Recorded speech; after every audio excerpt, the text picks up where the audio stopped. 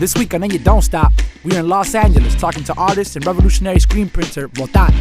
Plus, we got New York's Eli Black on Rooftop Live.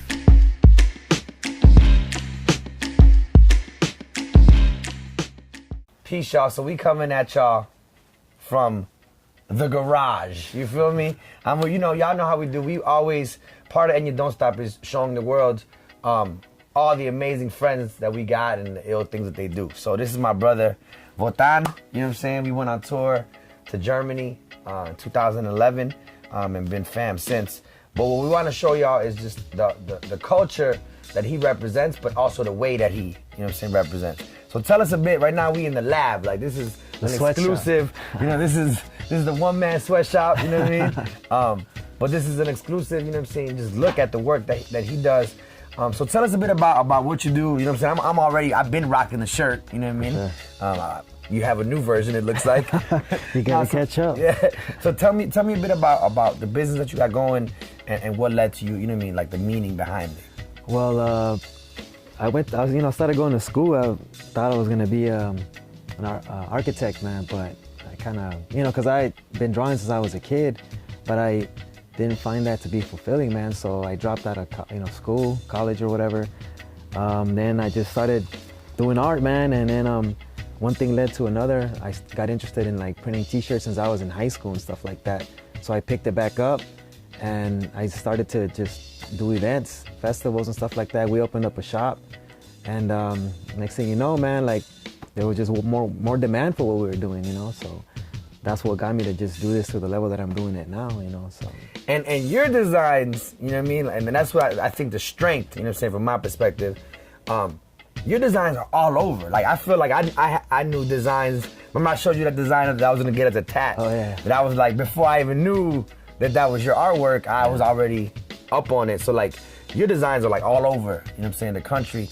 But tell us a bit about like, what's the thought process that you put, into each design? Like, for example, right here you have, the warrior, which I think is kind of one of my favorite, of the designs that you got. What's behind like the messages that you're putting into the, because they're not just regular T-shirts. Yeah, I mean, a lot of it has to do with just experiences, man. Like reading, having conversations, going to places, visiting, people that are relatives or descendants of these tribes, these relatives that are on the shirts and stuff like that. And most of them, like, that's how it's happened, like where I've learned so much about the history of the people of, where these images, these images and their tribes and stuff like that. And I've been to these places, so then I feel even a deeper connection to it, And even some of the messages that are on the back of the shirts, there's a lot of quotes. It's gathered information from just experiences, from learning, from dialoguing, from traveling. Right, so what you're doing basically, like I love it, like even the whole name, Insurgents. Yeah. You know what I mean? Like, tell me about that. Tell me why Insurgents, Out of all the names that you could have, Yeah, like, well, I mean, I grew up, man, honestly being influenced by my older brother who like was affiliated to the Communist Party and stuff like that, And I got exposed to a lot of revolutionaries, like the Black Panthers, like the American Indian movement and stuff like that. So through that, there was like a reflection, man, of those experiences of what they went through then and then what we're going through today. And, I also went to Mexico. I went all over Mexico, man. I went to all the sacred sites, all the pyramids and stuff like that. And during that time, I heard about the Zapatistas, and they were the first people who I heard use the term insurgentes, which to me was like, damn, well, I've never heard that word, So I've heard revolutionary, rebel, and all that stuff, but then insurgentes just seemed like something that was not so common. But then in Mexico, there's a Colonia Insurgentes, Avenida Insurgentes, so the word is popular. So I know from building with you that, you're from El Salvador, right? You have a strong connection to your Indígena roots. Yeah. Tell me a bit about that, and obviously, the artwork that you have, resembles very much that connection. You know what I'm saying? Tell me a bit about that. Well, growing up, my mom used to take us to this, I guess it was kind of like a, not so much a church, but it was mixed.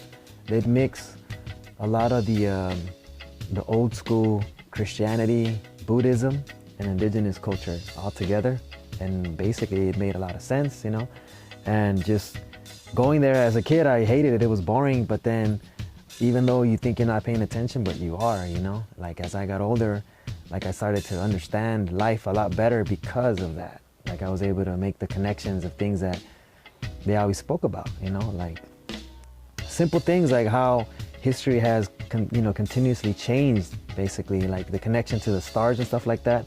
And a lot of the tribes, a lot of these men and women that are on these shirts, like that's what they were raised on. They were raised on that type of knowledge, you know? But for us living in this country, like a lot of that stuff gets erased from our history and from our traditions. So coming here and being able to identify that with actual living people, like made me connect back to my past as a kid, you know? So, and not just as a child, but like in history with our ancestors and stuff. So the image of Rosie the Riveter back in the day, like it's not just that white women were, you know, taking all these jobs up, but like traditionally, like indigenous women throughout the whole world always hold it down, you know what I mean? But because we live in America and America has been whitewashed, we only get to see that aspect of it. So what I felt like I needed to do was like represent that part of it.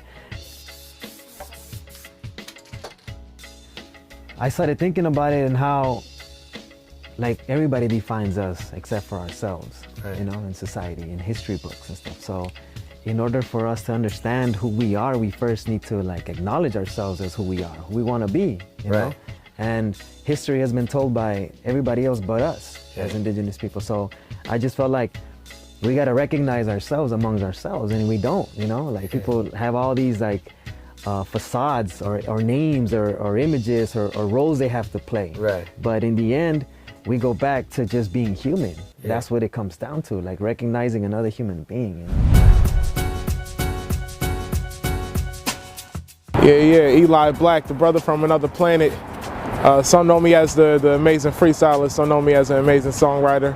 Either way, I'm just an overall musician. I rock with a band called Sibling. You can check us out. Right now we're recording an album, going to the studio now, doing shows around town and all of that, you know, regular band stuff, trying to take it further. My band actually asked me to join them. I think it was pretty dope because it's such a different aspect of the music from just rocking with a DJ or rocking with your phone plugged into the turntables or whatever.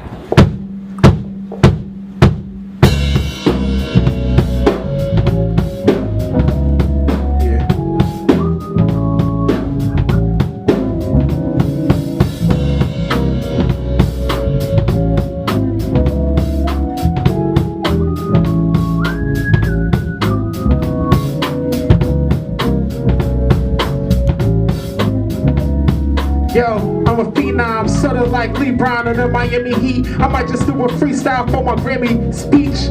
Man, in fact, I'm going for an Oscar. You dudes as actors, you looking like imposters.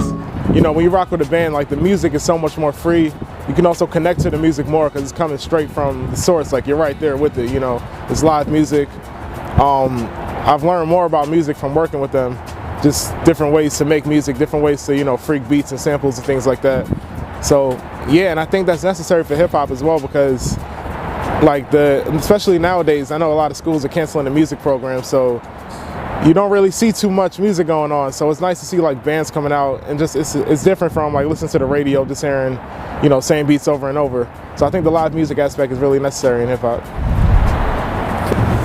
I'm like Farrakhan mixed with Barry Bonds, a prophet on steroids walking through Babylon.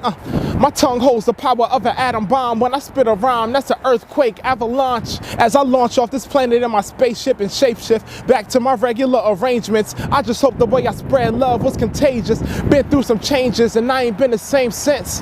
Inner city monk, sipping 40s, bumping inner city blues, trying to understand the story. If you ain't in my shoes, you won't understand the glory. Y'all been singing through the struggle ever since I was a shorty. From Bed-Stuy, Biggie to Left Rack, Nori. I'm trying to see more towns than Barry Gordy. I'm trying to win more crowns than Robert Ory, dreaming like Elijah Wan when my light is on. Yeah.